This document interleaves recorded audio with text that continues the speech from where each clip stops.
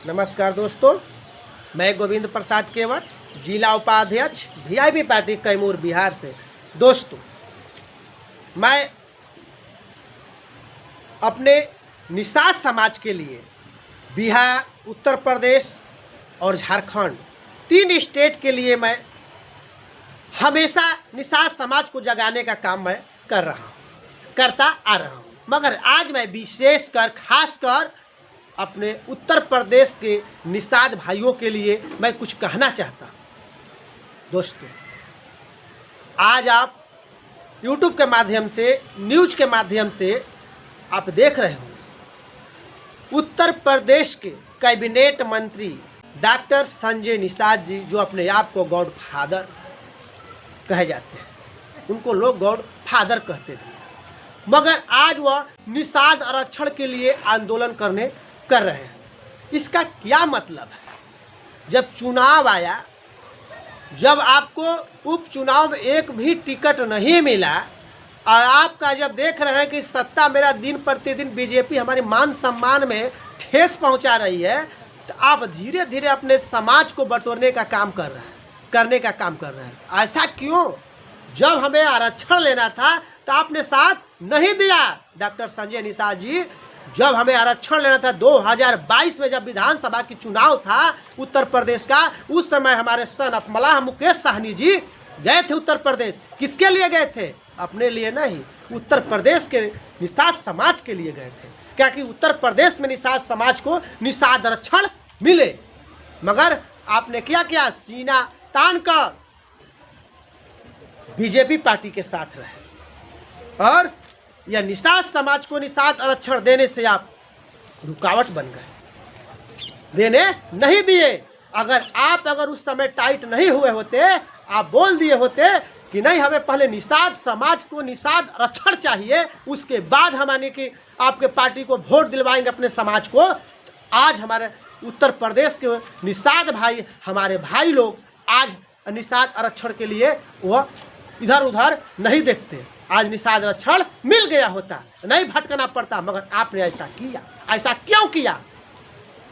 मैं बताता हूँ आपने क्यों किया। और पॉकेट भरने के लिए किए। आपका पॉकेट भर गया ना, आपके पास पैसा हो गया ना, आपका बेटा विधायक हो गया, आपका बहू यानी कि विधायक हो गई, सांसद हो गया, कोई कैबिनेट मंत्री बन गया। बाकी लोग कहाँ गए? उत्तर प्रदेश के लोग। उत्तर प्रदेश के निषाद समाज को क्या मिला?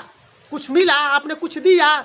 सन ऑफ मलाह मुकेश साहनी जी को देख लीजिए, अब डांच करते हैं। सन ऑफ मलाह मुकेश साहनी जी को देख लीजिए, इन्होंने अपने वादे पर कायम रहे। जब जिस वादे के साथ उन्होंने संकल्प करवाया था हाथ में गंगा जल लेकर कि अगर हमारा यानी कि निषाद आरक्षण नहीं मिलेगा तो हम वोट बीजेपी पार्टी को नहीं देंगे, या केंद्र में सरकार जिसकी रहेगी उस पार्टी को हम नहीं देंगे। मगर आपने क्या किया? चपलूसी किया। इसी को कहते हैं चपलूस, इसी को कहते हैं चमचा।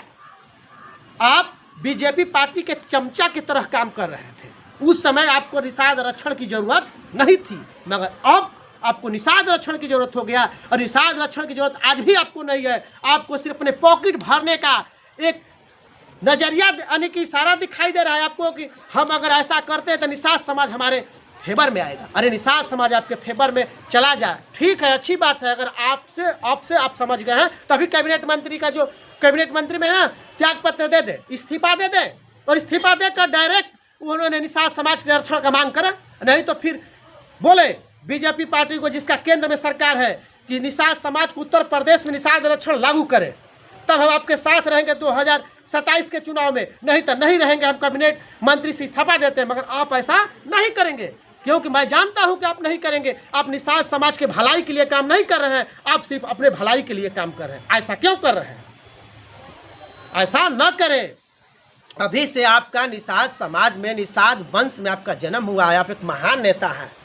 आप जैसा अगर देखा जाए तो उत्तर प्रदेश में कोई निषाद समाज में नहीं नेता है। अगर आपको थोड़ा से विचार बदल देने से पूरे निषाद समाज का भलाई हो सकता है, आपका भी भलाई हो सकता है। मगर आप ऐसा नहीं करिएगा। आपको ऐसा करना चाहिए, क्योंकि आप बड़े महान नेता हैं।